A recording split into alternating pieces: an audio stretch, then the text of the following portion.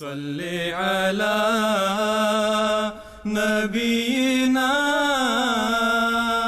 صل على محمد أعوذ بالله من الشيطان الرجيم بسم الله الرحمن الرحيم إن الله وملائكته يصلون على النبي يا أيها الذين آمنوا صلوا عليه وسلموا تسليما.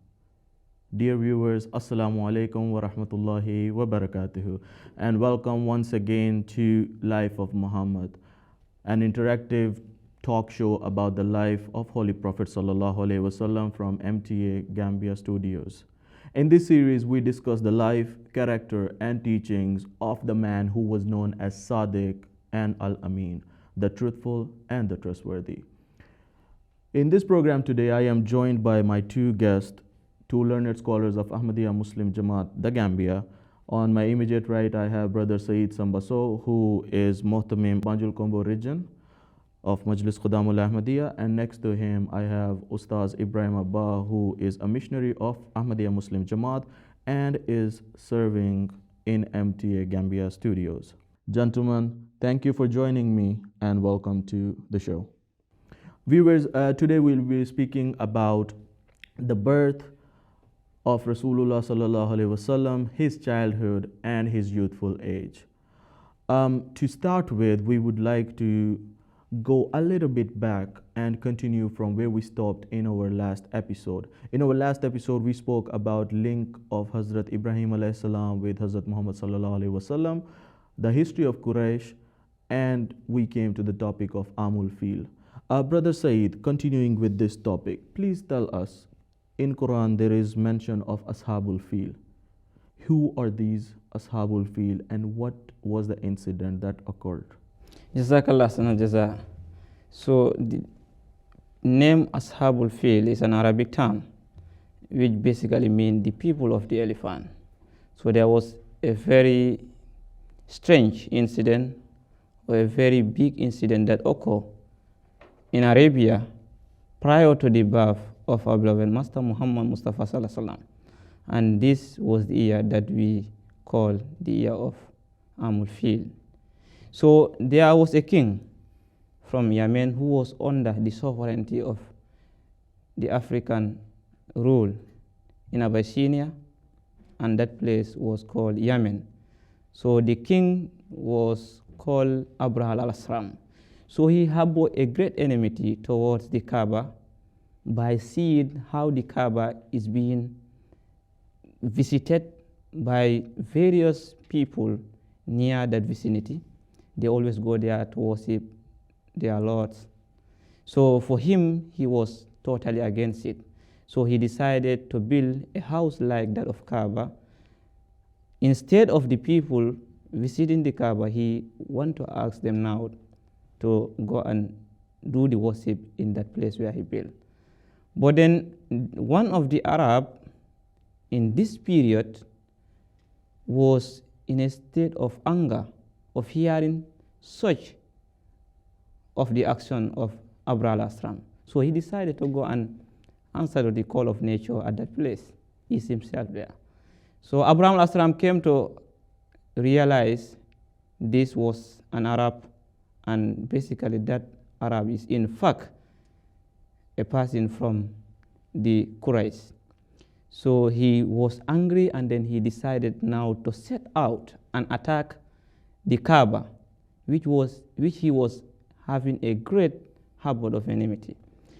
So in that case, he set out with a lot of army, a lot of soldiers. And in history, some of them, it is stated that they were up to 60,000 soldiers. So he went out, he went up to, he was conquering various towns and cities until he reached to the outskirts of Mecca. So he decided to settle there before he entered. So the Quraysh were aware of this, and they were so sad because they knew they do not have the power to retaliate. And then they don't want the Kaaba to be destroyed. So they decided to send their king, that is Abdul Muttalib, to go and have a discussion with this man to see whether he can solve the problem. So eventually Abdul Muttalib went. So when Abdul Muttalib reached, he asked him, why are you here for? He said, I've came for my camel if your soldiers can give it to me back, because they have seized it. So Abraham Aslam, he was very happy. He was thinking that was not the only thing. So he decided to give him back. So he asked him anything else. He said no. He started mocking at him. He was having a great respect, and he was impressed by Abdul Muttalib when he saw him. But this impression started to fade. So he started mocking at him. Look at you don't even talk about Kaaba. He said, of course. The camels are mine, and I have to control them. But the Kaaba also have his own honor. And then solely he is going to protect his house. Then Abraham said, okay, no problem. I will see how he is going to protect that house. So he decided to advance. But with divine intervention of Allah the Almighty, which we found in the Holy Quran today, in Surah Al-Fil, in this Allah the Almighty decided to protect this Holy Kaaba. So when they start to attack, then they were attacked by a swarm of birds. And this swarm of birds in the Holy Quran, they are described as throwing stone towards these people, these soldiers of Abraham al-Asram.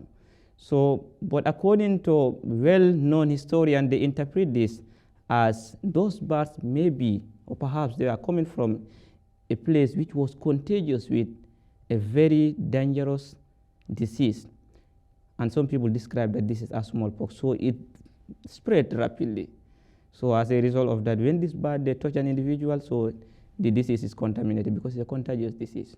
So in this case, most of the soldiers got contact with this disease, and a lot of them died. Even Abraham al-Asram was not exceptional. So this was the incident that happened, and this is what we know as the year of the elephant. The Ashabul Fil, the people of elephant. Ustaz? Yeah, it so coincided that was the very year our Holy Master Muhammad sallallahu alaihi wasallam was born, and scholars told us that this was not a mere coincidence, because Allah subhanahu wa ta'ala himself has taken it upon himself to guard the Kaaba of any external attack. So the one who was to purify the Kaaba from any internal attack was born in that very same year, and that was the Holy Prophet sallallahu alaihi wasallam. That year we call it the Amul Fil, the year of the elephant. But it was also a phenomenal experience for the people of Mecca, and it was also unforgettable, because the might that they had was not that enough to stop the attack on the Kaaba. But then they saw the power of Allah subhanahu wa ta'ala, who destroyed the people from Yemen who came to destroy the Kaaba with the intention of destroying the Kaaba. So this, the scholars said, is not just a coincidence, but it was almost a plan of Allah subhanahu wa ta'ala to expel any attack coming from outside, and then the birth of the one who was going to purify the Kaaba of any internal attack, like the idols that were there or whatever, to purify the Kaaba and give it back its pristine purity, and show again or re-establish the purpose for which it was built. Right. So the Arabs had this big tribe known as Quraysh, which we understood in the last episode that these were the mightiest tribe. And after seeing a great army, they realized that their might is nothing compared to this great army. But then, as Allah mentions in Quran, they plan and Allah plans, and Allah is the best of the planner. This was the plan of Allah, and Allah did write this down in Quran as well in Surah Fil, as Brother Saeed has mentioned.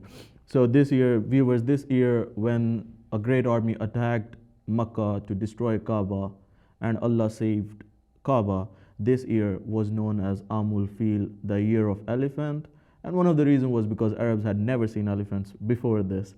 And that was another thing that added to their fear that Kaaba would be destroyed. Ustaz, we understand that Rasulullah sallallahu alaihi wasallam, his father's name was Abdullah, his mother's name was Amina, and these two individuals got married. And Rasulullah sallallahu alaihi wasallam was born in the house of Amina, obviously. But there is an incident, a very beautiful incident, where Hazrat Amina sees light radiating from her womb. Could you tell us about this incident? Yes, that was a clear vision. Allah subhanahu wa ta'ala showed the mother of the Holy Prophet sallallahu alaihi wasallam, Hazrat Amina, that light emanates from her womb and it travels to all the corners of the world. And that light is the teachings of the Holy Quran. And although Muhammad sallallahu alaihi wasallam has not reached personally to the corners of the earth, but everywhere you go, in any part of the world, you will find Muslims who remember him and who loved him. And this incident is not an ordinary incident, because if you go to the Holy Quran, Allah subhanahu wa ta'ala himself confirmed that Muhammad sallallahu alaihi wasallam was indeed the light of Allah subhanahu wa ta'ala. Like he said in Surah Al-Ma'idah verse 16, he said, يا أهل الكتاب قد جاءكم رسولنا يبين لكم كثيرا مما كنتم تخفون من الكتاب ويعفون عن كثير قد جاءكم من الله نور وكتاب مبين. And the scholars have said that this nur was Muhammad sallallahu alaihi wasallam, and the Kitab Mubin was the Holy Quran. So the verse translates, he said, O people of the book, there has come to you our messenger, who unfolds to you much of what you had kept hidden of the book and passes over much. There has come to you indeed from Allah a light and a clear book. So the Holy Prophet ﷺ is undoubtedly that light of Allah subhanahu wa ta'ala. He is also described in the Holy Quran as a lamp that gives bright light. So this incident, Allah subhanahu wa ta'ala himself has confirmed that that incident wasn't just something ordinary, it was from the divine himself. Right. We read again and again, over and over in history, that every time Allah sends a beloved person of his, a promised person of his, he shows different signs to different people about the advent of that person, like in the coming of Jesus. And the people that were passing and followed the star to know that a truthful man has arrived now. The same happened as this incident here is narrating. Brother Said, we understand that Rasulullah Sallallahu Alaihi Wasallam's father, Abdullah, passed away before the birth of Rasulullah Sallallahu Alaihi Wasallam. So he was born an orphan. But it was also a tradition of Arabs. They had some traditions. One of them was foster caring. So in this regard, we know a name in Islamic history, a very respected name of Halima Sadiya. Would you please tell us a bit about who Halima Sadiya was and Rasulullah's interaction and the blessings he brought to her? Thank you very much. As you already mentioned, so this was a custom that was practiced by the Arab at that time. Whenever a child is born in the town or the urban area, most of the time they send those children outside for breastfeeding or taking care of them. But then there is always a reason why they have done so or they are doing so. It was one of the reasons that they took these children outside the urban area for them to have a vigorous health and they grow rapidly and then to speak a precise Arabic language. So this is most of the time the reason why they do so. And then Holy Prophet was not also an exceptional. So when he was born to Amina radiallahu anha, so at the time there were some women who were coming for in search of children for them to breastfeed them.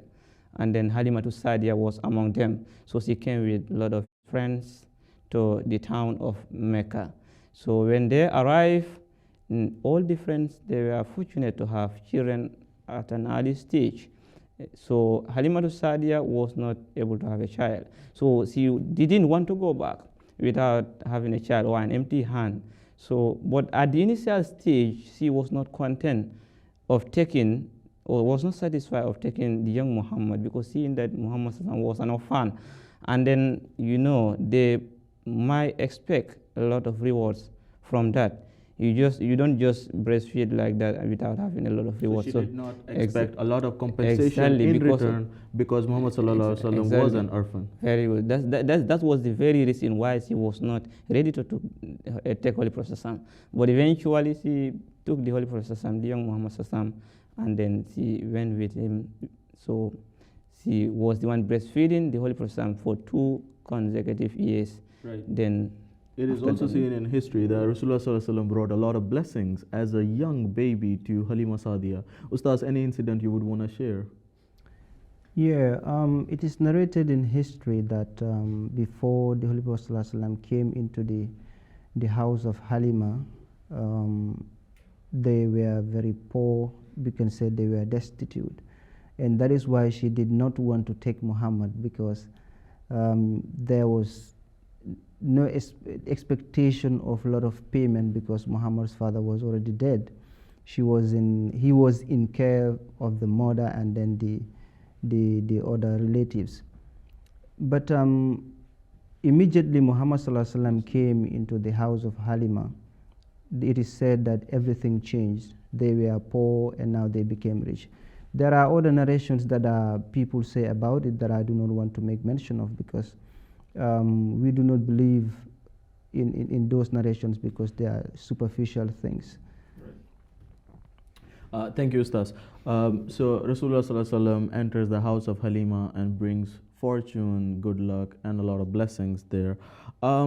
In this very period, when Rasulullah sallallahu alaihi wasallam is in the house of Halima Sadiya, there is a very important incident that happens here, where some people open the chest of this young little boy known as Muhammad. Ustaz, would you tell us about this incident, please? Yes, that is narrated both in the hadith and the history. It is said that the Holy Prophet ﷺ, as it was the custom of Arabs to be sending their children out to graze animals, like the Holy Prophet ﷺ himself said, there has never been a prophet who was not a shepherd before. And as they were there in the field, there appeared some individuals who was not recognizable to the kids, and then they got hold of the Holy Prophet ﷺ and operated his chest, and it is said that they cleansed it and then put it back and everything was normal. So there was this child who was with the Holy Prophet ﷺ who ran home and told the mother Halima that some strange individuals are killing Muhammad. So the Halima and the husband, they rushed to the scene, but immediately they reached, they saw Muhammad was in a state of fear. He was frightened. They could clearly see that on his face. But then it was said they are men, but there was no trace of footsteps. There was no blood stains on his shirt or even on the ground. So this is why people believe that these were angels of Allah subhanahu wa ta'ala who came, and then they were tasked to clean the chest of the Holy Prophet sallallahu alaihi wasallam, his heart, to clean the heart of the Holy Prophet sallallahu alaihi wasallam, and that's what they did. And it is said also that in Sahih Muslim, it was in fact the angel of the angel Jibril alayhi salatu wasalam who actually did that. Thank you very much, Ustaz. But we see that when this incident happened, Halima Sadiya got very scared. She was frightened because obviously she was given a baby, and not a normal baby. She's given a baby of Quraysh. So she's given a baby from Quraysh, and then a weird incident happens. So she got very scared after this, and immediately she returned Muhammad sallallahu alaihi wasallam to his mother. So we understand that after this, Rasulullah sallallahu alaihi wasallam lived with his mother till the age of 6, when his mother passed away. And then he was passed on to his grandfather for caring. He also passed away at the age of 8. So you can see, as a very young kid, he's going through a lot of suffering. First, he's born orphan, then his mom passes away, his grandfather passed away as well. And now, at the age of 8, he comes to the care of his uncle, that is Abu Talib. Brother Saeed, please tell us about relationship of Rasulullah sallallahu alaihi wasallam with his uncle Abu Talib. And we understand that he also joined the trade business of Abu Talib. Would you please tell us about this? Thank you very much. So Abu Talib basically was the elder brother of Abdullah, that is the father of Holy Prophet Sallallahu Alaihi Wasallam. So prior to the death or the demise of his grandfather, that is Abdul Muttalib, so he decided to call all his brothers to entrust this young Muhammad to one of the brothers. So it was fortunate that it was Abu Talib who was to take care of the young Muhammad Sallallahu Alaihi Wasallam. So Muhammad Sallallahu Alaihi Wasallam was under the care of Abu Talib after the demise of the grandfather. So this Abu Talib loved the Holy Prophet Sallallahu Alaihi Wasallam to the extent that even wherever he is going, most of the time he go with this young Muhammad, because what the father, that is Abdul Muttalib, told him, he have to take care of this young Muhammad. So, and then he have done so in fulfillment of the promise that he made to his father.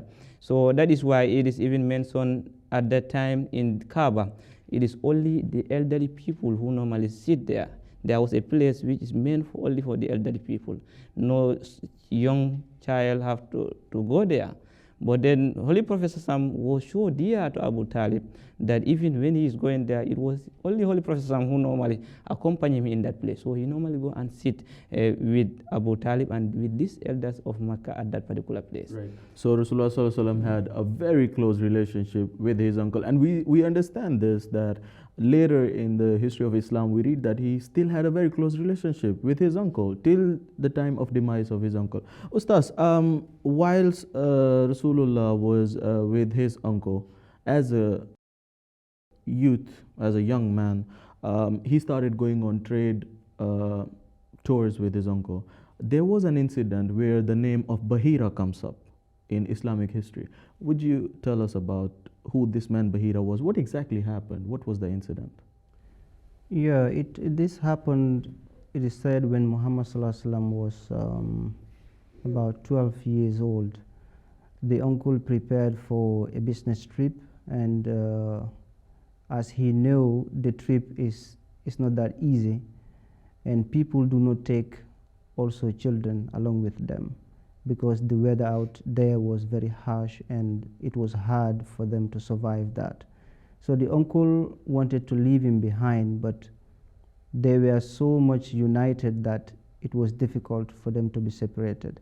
The Holy Prophet ﷺ loved the uncle so much that he doesn't want to be at a place where the uncle is not. Understand? So seeing that the Holy Prophet ﷺ was not happy and he was crying, the uncle was moved to take him along. So on that business trip, it is said that this monk saw the Holy Prophet ﷺ and advised the uncle and told him to take good care of him. It is even said that he advised him, why he advised him to take good care of him was so that others will not recognize him and harm him. So at that early age of 12, that monk Bahira recognized Muhammad Sallallahu Alaihi Wasallam as that prophet who is being prophesied in the Bible, that who will come after Moses, or a prophet like Moses himself. So the uncle take heed to that advice and immediately sold his goods and headed back to Mecca. Right. So again, Allah has always been protecting Rasulullah Sallallahu Alaihi Wasallam from any evil that might befall him. Brother Said, we understand that Rasulullah Sallallahu Alaihi Wasallam from a very young age was given a title by the people of Mecca, the title of Sadiq and Amin, the truthful and the trustworthy. How exactly did this young man get this title? Thank you very much. Basically, the young Muhammad, even at the age of a very young age, he was known as this title because he exercised and then he always showed this character of being trustworthy, honest, and justice in all his dealing. And then as a result of that, the Arabs saw this beautiful character, and it's a unique character among the Arabs. So they decided to call him young Muhammad. And we can find in even some of the comments that are made by even the greatest enemies or the biggest enemies of the Holy Prophet, the like of Abu Jahl. He made a statement by saying that, "Oh Muhammad, we always know you as a truthful person." That is the time Holy Prophet Sam claimed to be a prophet. He told him, "Inna la nukadhibuka walakin nukadhibu bima ji'ta bihi." We are not terming you as a liar because we know you as a truthful person. But then what we are taking as lie is what you have brought to us. And this was not only a comment that was made by Abu Jahl, but even Abu Sufyan, who was once a king or chief of the Meccan. He also made the same statement when he was asked by the king of Rome that, "Who is Muhammad? Is he someone who is always speak true as I heard?" Then the Abu Sufyan have no other response, but then he said, "Yes, he is someone who speak always truth." And then the other beautiful character that made him to be someone who is trustworthy and honesty, whenever you give him something as an entrust, he always keep it as you gave him. He never take it and use it something else, but then he always keep it as you do so. And that is why most of the Arabs, they always go to Abu Talib and told Abu Talib that we want your nephew to come and rear our gods and sheep for us, because they trusted him very well. So seeing such comments, so they were forced. It was out of their capacity. It was out of their will or desire. They have to call him Al-Amin, Muhammad Al-Amin. We even see before Hijrah, Rasulullah Sallallahu Alaihi Wasallam still had a few belongings of the Meccans that they gave him, which he gave to Sayyidina Ali to return to the people. Ustaz, in 1 minute, please tell us the contributions of Rasulullah Sallallahu Alaihi Wasallam as a child to humanity. You see, the Holy Prophet ﷺ, as he rightfully said, his best contribution was to bring back the lost values of humanity back to first to the Meccans and then to the entire world. And that was said by even his wife when the revelation came to him, and then he was frightened and was saying things. The wife told him, "You have a character that is being lost in the Arabs. Therefore, I believe that your God will not do any harm to you." So even at a young age, he used to participate in social works like rebuilding of the Kaaba, it is said. And he even participated also in the Hilful Fudul, an organization that was formed to help the less privileged people and the orphans in the society. So we can see that the Holy Prophet ﷺ at that early age was always involved in things that unite the society and help those who are less fortunate in the society, like himself. Ustaz, thank you very much for the beautiful contribution made to the program. Thank you, Brother Said, for joining us as well. Dear viewers, this brings us to the end of the program, and the verse that I recited in the beginning of the program translates to, "Allah and His angels send blessings on the Prophet. O ye who believe, you also should invoke blessings on him and salute him with the salutation of peace. Allahumma salli ala Muhammadin wa ala ali Muhammad wa barik wa sallim innaka hamidum majid." صلي على نبينا صلي على محمد صلي على نبينا صلي على محمد